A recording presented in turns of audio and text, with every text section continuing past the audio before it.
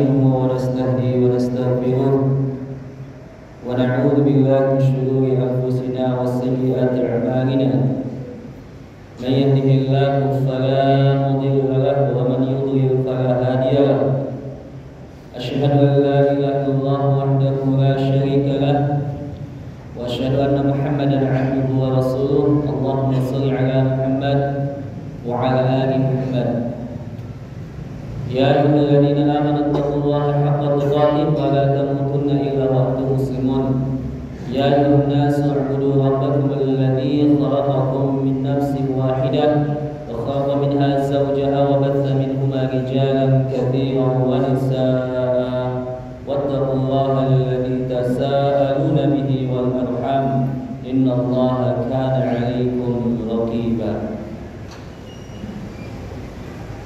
يا أيها الذين آمنوا اتقوا الله وقولوا قولا سديدا يصلح لكم أعمالكم ويغفر لكم ذنوبكم ومن يطع الله ورسوله فقد فاز فوزا عظيما فإن أصدق الحديث كتاب الله وخير الهدي هدي محمد صلى الله عليه وسلم وشر الأمور محدثاتها وكل محدثة بدعة وكل بدعة ضلالة وكل ضلالة في النار يا عباد الله أوصيكم ونفسي بتقوى الله فقد فاز المتقون.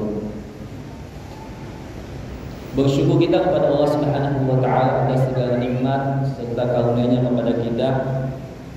Salawat dan salam tercurah kepada Nabi kita, panutan kita sepanjang zaman, Nabi Muhammad sallallahu alaihi wasallam, serta keluarganya, sahabatnya dan orang-orang yang istiqamah mengikutinya. Dan semoga kita senantiasa istiqamah mengikuti sunnah Nabi, mengikuti jejak Nabi, mencintai Nabi sallallahu alaihi wasallam hingga ajal datang menuju kita. Selanjutnya khatib berwasiat mari kita terus tingkatkan takwa kita dengan berupaya semaksimal mungkin melaksanakan perintah Allah dan menjauhi segala bentuk larangannya. Saudara yang dirahmati oleh Allah Subhanahu wa taala, di dalam kitab Al-Mahsul Syarah Syama'il Rasul atau Syama'il Nabi atau Syama'il Muhammadiyah, yang bagaimana hadis-hadis tentang kesempurnaan fisik, akhlak serta karakter Nabi sallallahu alaihi wasallam dikumpulkan, ditulis oleh seorang ulama, hadis yang bernama Imam Tirmidzi. Lalu selanjutnya seorang syekh bernama Dr. Hasan Bukhari menyebutkan bahwa ada 3 alasan atau ada 3 faktor seseorang mencintai manusia. Ada 3 alasan atau 3 faktor seseorang itu mencintai manusia. Yang pertama yaitu faktor yang pertama karena tampilan fisiknya dan keindahan rupanya. Lalu yang kedua karena pesona akhlaknya dan keluhurnya dan keluhuran budi pekertinya. Kemudian yang ketiga yaitu karena kebaikan atau jasa orang tersebut kepada orang yang lainnya. Maka ketiga karakter ini, ketiga faktor ini ada pada diri Rasulullah sallallahu alaihi wasallam. Maka oleh sebab itu saudara Allah Subhanahu wa taala di dalam bab akhlak yang membahas akhlak Nabi sallallahu alaihi wasallam yang ditulis di dalam kitab Syama'ilun Nabi atau Syama'il Rasul, pensyarah hadis tersebut, pensyarah bab ini, Syekh Abdul Bar memasukkan 4 hadis yang bagaimana 4 hadis ini adalah landasan pokok daripada akhlak itu sendiri. Dan kita telah mengetahui bahwasanya Rasulullah sallallahu alaihi wasallam diutus oleh Allah Subhanahu wa taala untuk menyempurnakan akhlak manusia. Innama bu'istu liutammima makarimal akhlak wa innaka la'ala khuluqin 'azim. Sesungguhnya engkau Muhammad memiliki akhlak yang luar biasa, akhlak yang agung. Bahkan Nabi sallallahu alaihi wasallam menyebutkan akmalul mu'minina imanan. Orang mukmin yang paling sempurna imannya, kata Nabi sallallahu alaihi wasallam, yaitu orang yang paling baik akhlaknya. Ya. Sekali lagi saya sampaikan hadis Nabi sallallahu alaihi wasallam, Nabi menyebutkan akmalul mu'minina imanan ahsanuhum khuluqan. Orang mukmin yang paling sempurna imannya yaitu orang yang paling baik akhlaknya. Bahkan saudara Allah Subhanahu wa taala, kita berakhlak bukan hanya saja kepada Allah, bukan hanya saja berakhlak kepada Rasulullah sallallahu alaihi wasallam, berakhlak kepada sama, berakhlak kepada orang tua dan sebagainya, bahkan kepada binatang, bahkan kepada makhluk yang tidak kasat mata, yang tidak nampak di mata kita. Di dalam ajaran kita, di dalam Islam dianjurkan untuk berakhlak. Maka Nabi sallallahu alaihi wasallam mewanti-wanti kita, jangan kita sembarangan kencing di lubang.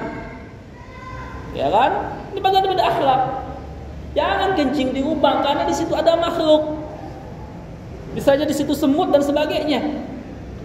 Dan Nabi sallallahu alaihi wasallam juga melarang kita untuk istinja dengan menggunakan tulang binatang. Karena apa kata Nabi sallallahu alaihi wasallam? Tulang binatang itu adalah makanan dari saudara kalian, makanan untuk saudara kalian dari golongan jin. Tuh bayangkan, luar biasa. Makanya penting nih kita menjaga akhlak kita. Jangan sampai ibadah kita sudah baik, sholat tahajudnya rajin, sedekahnya rajin, ke Mekah berulang kali bolak-balik, namun akhlaknya tidak baik, akhlaknya rusak. Maka oleh sebab itu saudara yang dirahmati oleh Allah Subhanahu wa taala, di dalam kitab yang kami sebutkan Syama'ilun Nabi membahas tentang akhlak Nabi sallallahu alaihi wasallam, sedikitnya ada 4 hadis yang dikemukakan disampaikan oleh pensyarah kitab tersebut. Di antaranya yaitu sebagaimana Nabi sallallahu alaihi wasallam bersabda, "Man kana yu'minu billahi wal yaumil akhir falyaqul khairan aw yasmut." Nabi mengatakan, barang siapa yang beriman kepada Allah dan hari kiamat, maka ucapkanlah perkataan yang baik, kalau tidak diam. Ya. Ucapkanlah perkataan yang baik, kalau tidak diam. Makanya Nabi sallallahu alaihi wasallam ketika menyampaikan khutbahnya, beliau menyampaikan wasiat takwa. Sedikitnya ada 3 ayat yang disampaikan oleh Rasulullah sallallahu alaihi wasallam. Di antaranya yaitu dalam surat Al-Ahzab, Allah Subhanahu wa taala berfirman, "Ya ayyuhalladzina amanu taqullaha wa qulu qawlan sadida." Wahai orang beriman, kata Allah Subhanahu wa taala, bertakwalah kepada Allah Subhanahu wa taala, ucapkanlah perkataan yang baik. Ucapkanlah perkataan yang baik, kata Allah Subhanahu wa taala. Maka di dalam ayat yang lain Allah mengatakan walisanan wasyafatain, demi lidah dan mulut kita ini, kata Allah Subhanahu wa taala. Karena banyak terjadi kerusakan, kehancuran disebabkan kurang pandainya seseorang tersebut menjaga lisannya. Coba kemarin Pak, kita saksikan terjadi demo yang sampai merenggut nyawa. Sedikit tidaknya ada 7 nyawa yang melayang pada kasus demo yang kemarin yang kita saksikan. Itu di antara penyebabnya, saudara rahmat Allah Subhanahu wa taala, adalah ucapan yang dirontakan oleh salah satu wakil kita yang di Senayan, yang mengatakan, orang yang mengatakan bahwasanya DPR harus dibubarkan ada orang yang paling tolol sedunia. Ini salah satu reaksinya, reaksi daripada demo tersebut. Saudara rahmat Allah Subhanahu wa taala, ini orang tersebut dikenal di lingkungan mereka ada orang baik, jangan salah loh, rajin sedekah, bantu, ada kalau ada orang yang kesusahan dibantu, ada yang keluarganya sakit dibantu, terkenal baik, namun lagi khilaf. Ini namanya manusia, lagi khilaf, merontakan perkataan di publik, sehingga menjadi viral dan menyebabkan reaksi dan sebagainya.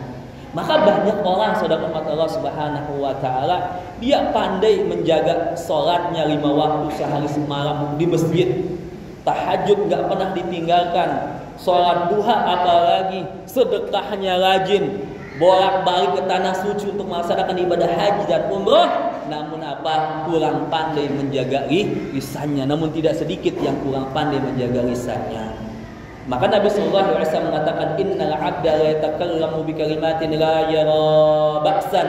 Ada seorang hamba ketika dia berbicara tidak memikirkan apa daripada dampak daripada yang diucapkan tersebut. Maka fakir qabla an ta'zima, berpikir dulu sebelum bertindak, berpikir dulu baru ngomong.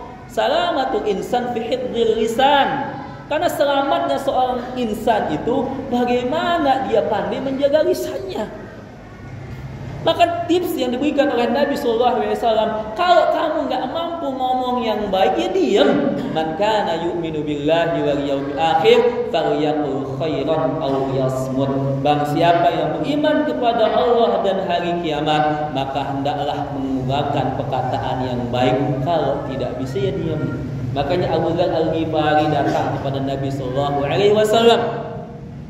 Dia bertanya kepada Nabi SAW, dia minta nasihat kepada Nabi SAW. Ausini ya Rasulullah, nasihati aku wahai Rasulullah, nasihati aku. Lalu Nabi SAW mengatakan, Qul amantu billahi tsumma istaqim. Katakanlah aku beriman kepada Allah, kemudian istiqomah kamu. Lalu dia bertanya, "Tsumma madza?" Apalagi wahai Rasul? Lalu Nabi SAW sambil menjulurkan lidahnya, mengeluarkan lidahnya, Nabi mengatakan, "Tsumma hadza." Lalu kamu jaga ini, kata Nabi SAW. Jaga ini. Maka di sini saudara Allah Subhanahu wa taala, ketika Nabi SAW berjalan, kalau tidak salah di pinggir kota Mekah atau Madinah, kudanya Nabi SAW meringkik, gak jalan.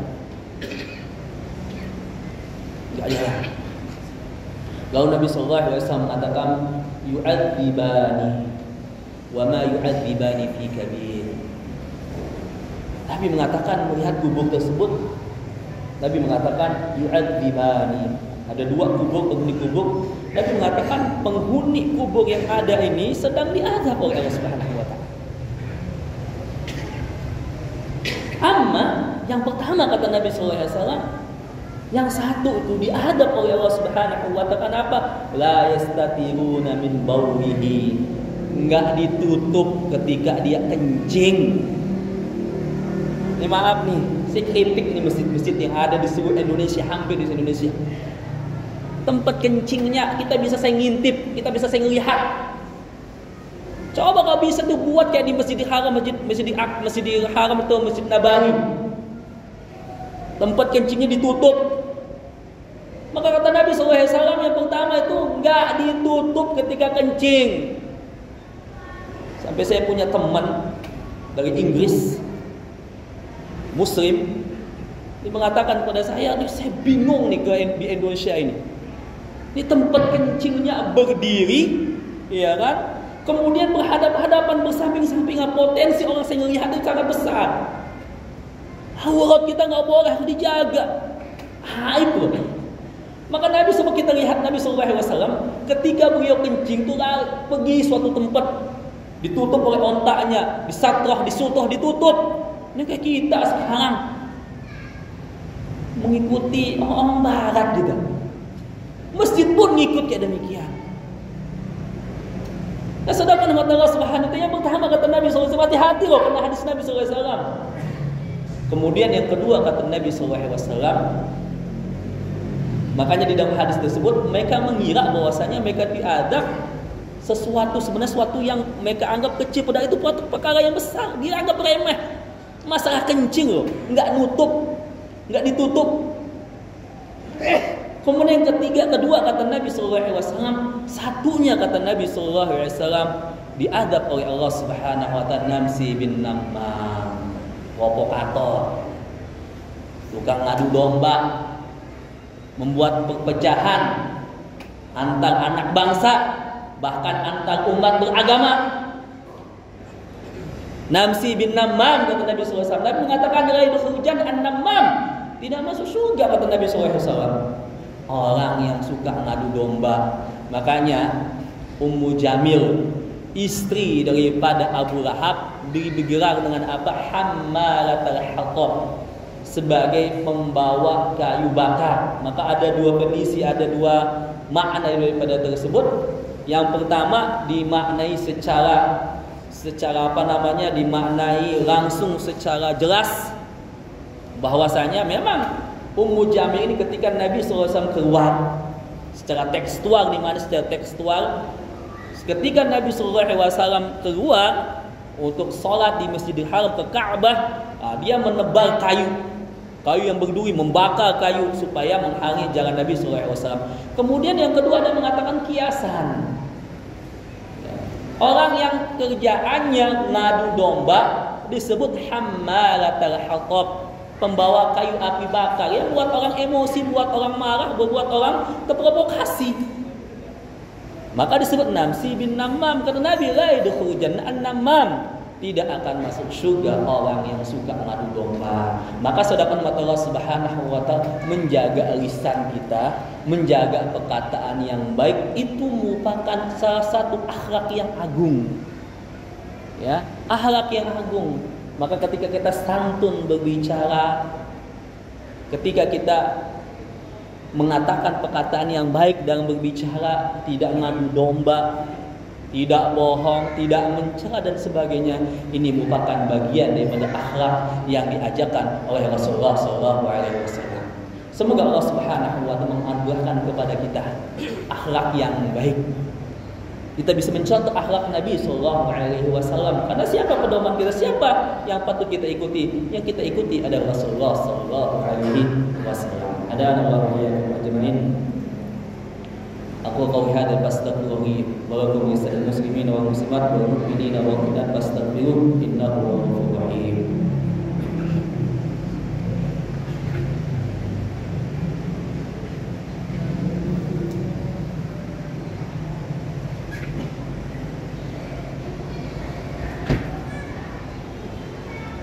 Alhamdulillahilladzi hadana li hadza wa ma kunna linahtadiya lawla an hadana Allah.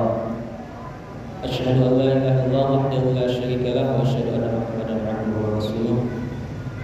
Allahumma shalli ala Muhammad wa ala ali Muhammad ya ayyuhalladzina amanu taqullaha wa qulu qawlan sadida yuslih lakum a'malakum wa yaghfir lakum dhunubakum wa man yuti'illaha wa rasulahu faqad faza fawzan 'azima.